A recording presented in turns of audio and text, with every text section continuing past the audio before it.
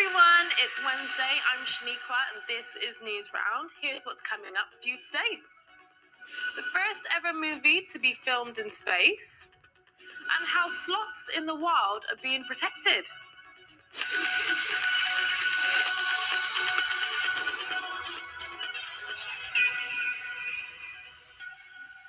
First up, food, clothes and sweets. Things we might take for granted, but how do they actually get to the shops for people to buy?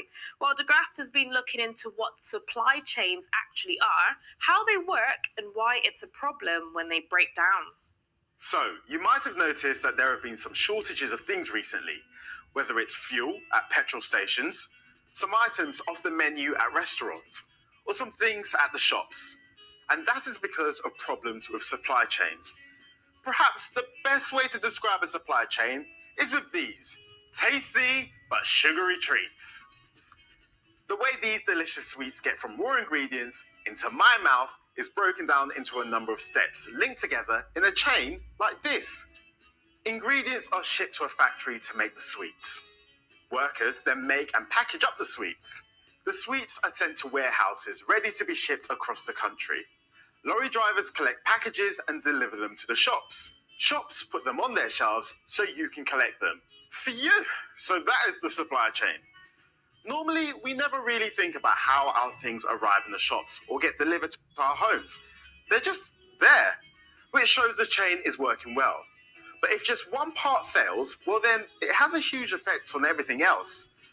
So, is this why there have been shortages on fuel, Haribo, McDonald's, Nando's, and well, a lot of stuff recently? Yes, exactly. Let me explain. Some of the problems are because of the pandemic. Coronavirus brought about a lot of changes to our lives, and a lot of people have decided they don't want to do certain jobs like driving a lorry anymore. Brexit is also a big factor. Lots of lorry drivers and other important workers were from outside the UK, and after Brexit, it's more difficult for them to work here. Fewer lorry drivers have meant a lot of deliveries couldn't be made, including fuel and, yes, some brands of sweets. So whether it's lorry drivers, fruit pickers, restaurant workers, this will affect the chain and cause shortages because there'll be fewer products on the shelves, but the same amount of people still buying them.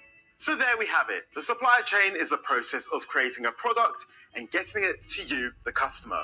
When they work well, it's all sweet. But when there are problems, well, there's no sugarcoating it. We notice. Thanks, DG. Next, after 3 weeks soaking up her US Open success and dealing with becoming a global sporting star overnight, it's back to business for Emma Raducanu. She's been speaking ahead of her first appearance since winning in New York. She's playing the Indian Wells tournament in the US, and as world number 22, is guaranteed a place in the second round. She said she was excited to be testing herself against the best in the world again. I love being on tour. I've always wanted to play the best in the world week in, week out. So I'm here doing that, and I just feel grateful to play such amazing places like here. I mean, it's completely different to the lower level tournaments that I would play before. So yeah, everything's just such a new experience and great.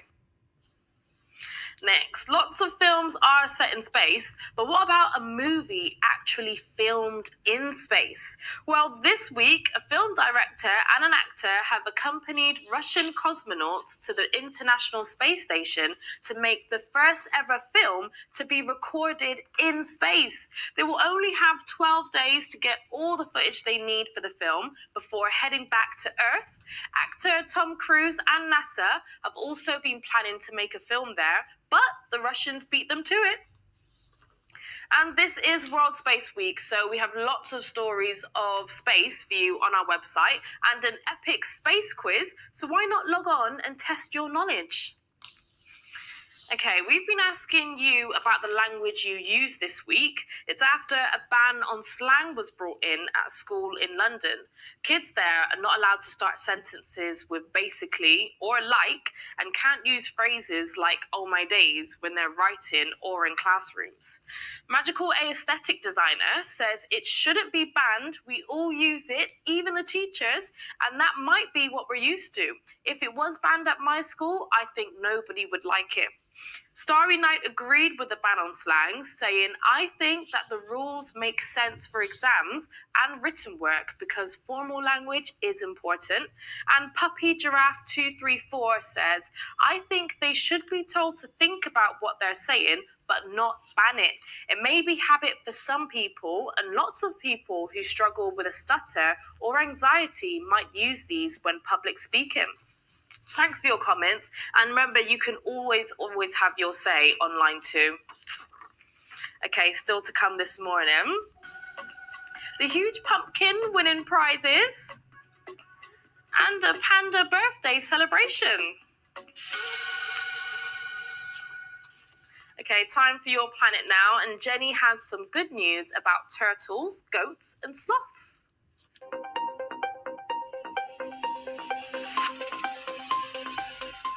In this week's Your Planet, we have some positive news involving goats as we head to Dublin in Ireland. Ancient breeds of Irish goats are being used to protect the hills around Dublin from wildfires.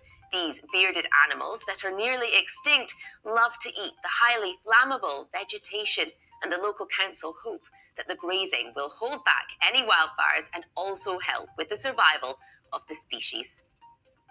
Next up, we're talking about some endangered turtles as we head to the United States of America. An aquarium in Chicago has released 24 blanding turtles in a protected site of the country. They've also welcomed 29 new hatchlings to the aquarium as part of an effort to increase numbers and ensure the survival of this species. They will eventually be released into the wild once they're old enough to survive. Last up in this week's Your Planet, we head to Venezuela in South America to look at some sloths. Due to the increase in deforestation, with buildings and more roads being introduced closer to their natural habitat, sloths are finding themselves in more danger. However, rescue centres like these are helping the slow-paced animal survive, as they've rescued around 60 sloths so far. Right, next to a story about an award-winning pumpkin. This huge vegetable weighing around 950 kilograms won the top prize at a contest in the US. That would make lots of pies or maybe an amazing Halloween lantern. Finally, have you ever wondered what a panda's birthday party would look like? Well, the so-called panda nannies carefully prepared 2 birthday cakes for these giant pandas at Shanghai National Park and gave them toys to match their personalities. Cute! That's all. Bye!